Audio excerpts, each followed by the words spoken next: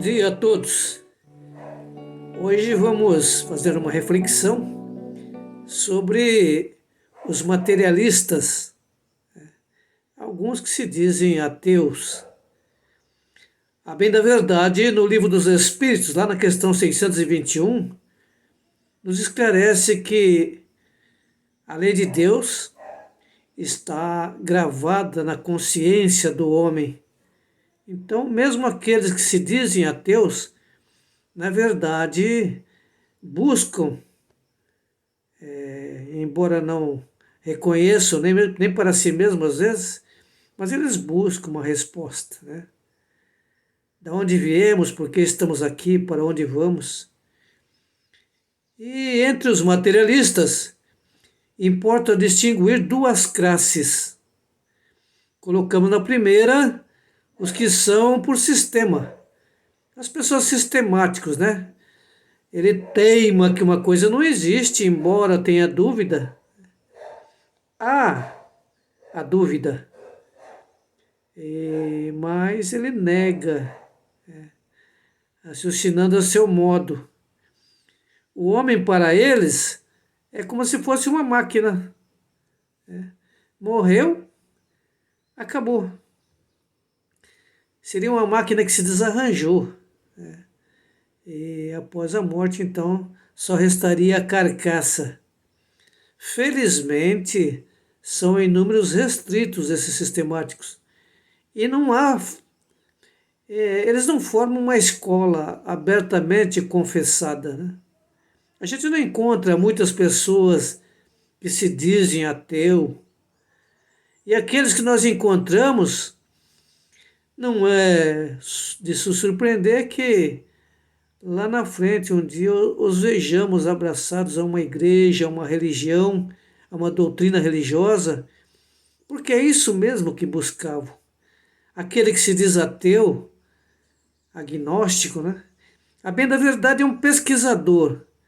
Ele não encontrou-se ainda consigo mesmo, não encontrou as respostas que buscava. Não precisamos insistir nos deploráveis efeitos para a ordem social que resultaria da vulgarização da doutrina dos ateus. Não acreditar em nada é uma coisa terrível. Não ter fé. A pessoa vê alguém passando com uma cruz nas costas para pagar uma promessa, vê os demais frequentando sua escola religiosa, e observando a harmonia nas suas vidas. No fundo, ela sente desejo de se integrar também, de encontrar consigo mesmo. Então, lá no Livro dos Espíritos, na questão número 147, no terceiro parágrafo da conclusão, está esclarecendo que a dúvida cessa nos incrédulos diante de uma explicação racional. Por exemplo, a pessoa diz, eu não acredito que Deus exista, me prove que Deus exista. Basta devolver a questão a ela, né? Então me prove que Deus não existe diante de tudo que acontece no universo, né? Excetuamos os materialistas extremados, os que negam a existência de qualquer força, de qualquer princípio inteligente fora da matéria. Porque tem aqueles que só acreditam naquele que possa tocar, pegar, como ocorreu com Santo Tomé, né? Santo Tomé, quando falaram que Jesus tinha voltado, ele falou que não acreditava. Até que Jesus apareceu para ele e falou, toca, Tomé, nas minhas chagas, mostrou-lhe os ferimentos e mandou que ele tocasse. A maioria deles, a maioria daqueles que se dizem ateus, né? Eu sou agnóstico, para não falar que é ateu, que é uma palavra meio estranha, eu sou agnóstico, né? Fica mais bonito. A maioria deles se obstina por orgulho, não quer mudar de opinião e por vezes não aceita alguma coisa superior à sua própria inteligência, entendendo que o amor próprio lhes impõe persistir na ideia de se destacar dessa forma, né? não acredito e acabou. E persiste, não obstante todas as provas ao contrário, porque não querem ficar numa situação subalterna. Com tais pessoas não há muito o que se fazer. Ninguém mesmo se deve deixar iludir pelo falso tom de sinceridade dos que dizem: "Fazei que eu veja e acreditarei". Outros são mais francos, né? E admite, mesmo que eu visse, eu não acreditaria. Essa é a primeira classe, então, daqueles que se obstinam, né? Os sistemáticos. A segunda classe dos materialistas, muito mais numerosa do que a primeira, porque o verdadeiro materialismo é um sentimento antinatural. Uma das 10 divisões da lei natural é a lei da religiosidade, né?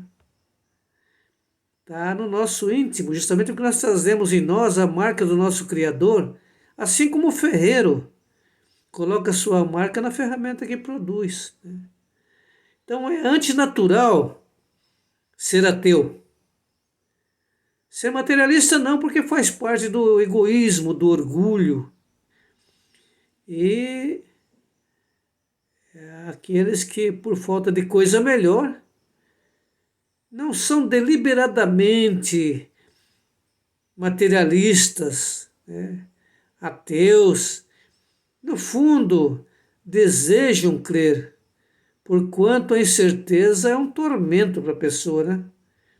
E não tem paz. A pessoa às vezes tem conquista, bens materiais, né? Mas não conquistou a si mesmo.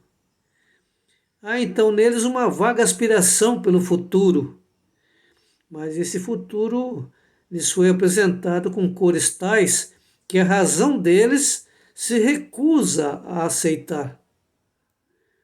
Daí a dúvida, e como consequência da dúvida, a incredulidade, porque nós que somos de origem católica aprendemos que os bons irão para o céu e que os maus, os imperfeitos, né, irão para o inferno. E como fazendo uma autoanálise, nós por vezes acreditamos que não somos bons, então resta a alternativa ao contrário, isso nos leva à incredulidade, né? Esta, portanto, não constitui neles um sistema. Assim sendo, se nós lhe apresentarmos alguma coisa racional, aceitam. Aceitam, né, com certa reserva, mas fica plantado a sementinha dentro deles. Esses, pois, nos podem compreender. Não estaríamos jogando pérola aos porcos. Por isso, foi recomendado no Atos dos Apóstolos, né, que os discípulos procurassem os tementes a Deus, aqueles que já tinham conhecimento do Deus único, que tinham vindo com Moisés. Os demais teriam também a sua vez, a sua oportunidade, mas não naquele momento, né? E essa oportunidade veio então com Paulo, 60 anos depois da partida do Cristo. Então, devemos trabalhar esses que estão mais perto de nós. Por certo, eles próprios sentem necessidade de alguma explicação, de alguma coisa que lhes traga paz interior. Aos primeiros, que são sistemáticos, não adianta falar de revelação, nem de anjo, nem de paraíso. Não vos compreenderiam. Colocai-vos, porém, no terreno em que eles se encontram e provai-lhes, primeiramente, que as leis da fisiologia são impotentes para tudo explicar. O resto virá depois, né? Todos os dias a ciência se debruça sobre fatos novos, descobrindo novos remédios, novas enfermidades, né? E novas curas. Então, de outra maneira se passam as coisas quando a incredulidade não é preconcebida. Se a pessoa não tem preconceito, ela tem vontade de saber, fica mais fácil. porque então a crença não é de toda nula. Há um germe latente, abafado pelas ervas más, do preconceito, da má informação, da má formação, né, de uma falta de evangelho na família. E a centelha pode reavivar. É o cego a quem se restitui a vista e que se alegra por tornar a ver a luz. Porque no princípio, quando éramos simples e ignorantes, nós estivemos ligados ao Deus nosso Criador. Então, é como se restituísse a vista àquele que estava no escuro. É o náufrago a quem se lança uma tábua de salvação, porque então ele passa a se descobrir. Ao lado dos materialistas propriamente dito, há uma terceira classe de incrédulos, que, embora espiritualista, pelo menos de nome, porque espíritas somos nós, que temos convicção na reencarnação. Espiritualista é todo aquele que acredita em alguma coisa depois da morte, mas nem sempre sabe o que. Esses são tão refratários quanto aqueles. São, né? Espiritualistas, às vezes, ele sabe que tem alguma coisa, mas ele se recusa a pensar nisso. Ele prefere viver o hoje, o agora. Então, esses são os incrédulos de má vontade. A esses muito aborreceria terem que crer, porque isso lhes perturbaria a quietude e os gozos materiais. Fala assim, eu vou estudar a Bíblia, eu vou ficar sabendo das coisas, eu vou ter que praticar, né? Então eles agem igual o avestruz, que o avestruz diante da tempestade, ele enfia a cabeça num buraco na terra, mas fica com o corpo para fora. Então eles sabem que tem que aprender, mas se recusam. Fecha os olhos para não ver e tapa os ouvidos para não ouvir. Lamentá-los é tudo que se pode fazer. Foi, por exemplo, o que aconteceu com Nicodemos, que era um doutor da lei, sabia que Jesus era o Cristo, era o Mestre, mas foi procurá-lo de madrugada. Ele disse, mestre, como é que eu faço para fazer essas coisas que você faz, né? Jesus falou, ora, você é mestre de Israel, não sabe? É preciso nascer de novo. E ele falou, mas como? Eu tenho que nascer de novo, entrar no ventre da minha mãe? Eu falei, não é isso. Você sabe das coisas, mas está fazendo de conta que não sabe, né? O que é carne, o que é espírito é espírito. Nascer de novo nesta vida é buscar compreender qual é a nossa tarefa neste planeta. Nós não viemos para esse planeta para fazer turismo, nada acontece por acaso. Então, existe essa categoria, mas apenas para não deixar de mencionar, vamos citar uma quarta categoria, que é o que chamaremos de incrédulos por interesse ou de má fé. São os que compõem, sabem muito bem o que deve pensar das religiões, né?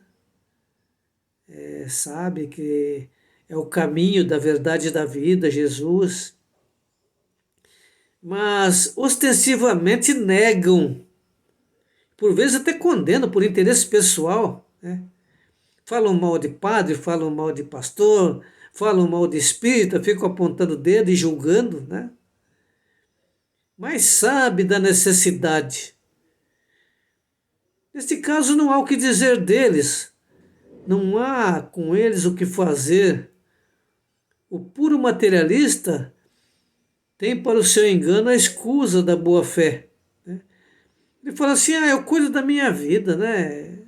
Faço, cuido da minha família e tal. E vai ser difícil desenganá-lo, provando-se-lhe o erro em que labora. Foi por isso que Jesus disse, né? Vocês são o sal da terra.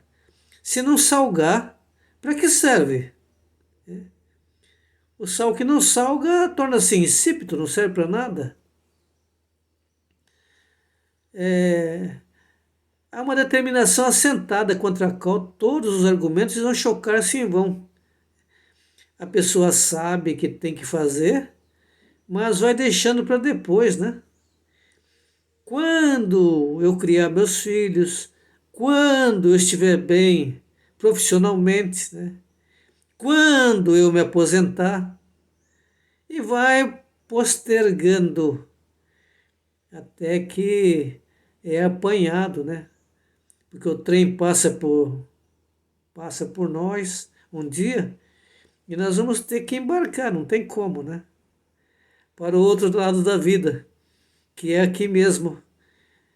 Diz a lição que o tempo se encarregará de abrir os olhos deles e lhes mostrar, às vezes à custa de muita dor, né, muito sofrimento, onde estavam seus verdadeiros interesses. Né? Via de regra, numa cama de hospital, num leito de enfermidade, a pessoa fala, poxa vida, quanto tempo que eu perdi, né? E não é raro dizer que é uma bíblia, né? Porquanto não podendo impedir que a verdade se expanda, ele será arrastado pela torrente. Porque nós temos que evoluir, é o nosso destino, né? Pelo amor ou pela dor. E os interesses que a pessoa julgava que eram muito importantes, acaba vendo que ficam por aqui mesmo, né?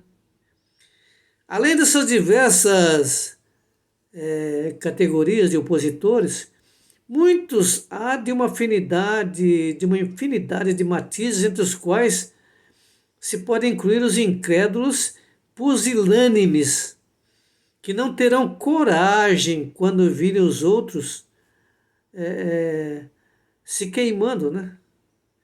Então, existe aqueles que têm uma covardia espiritual, né? Ele não se deixa convencer por interesse. Então, essa é uma categoria.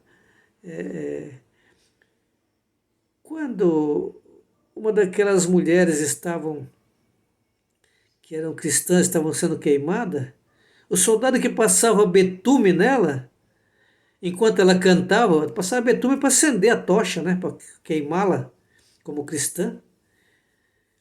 Ele falou, escuta, o seu Cristo só ensinou você a cantar? Ela falou, não, me ensinou também a amar. E eu te amo.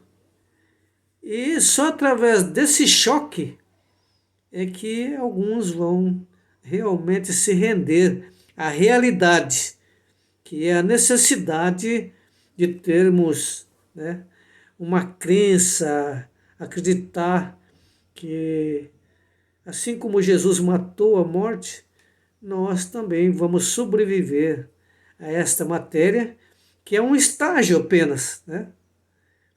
Nós somos um espírito estagiando neste corpo físico. Este é um programa do Centro Espírita Caminho da Verdade, e a nossa proposta é buscar e trazer esclarecimentos sobre os dois lados da vida.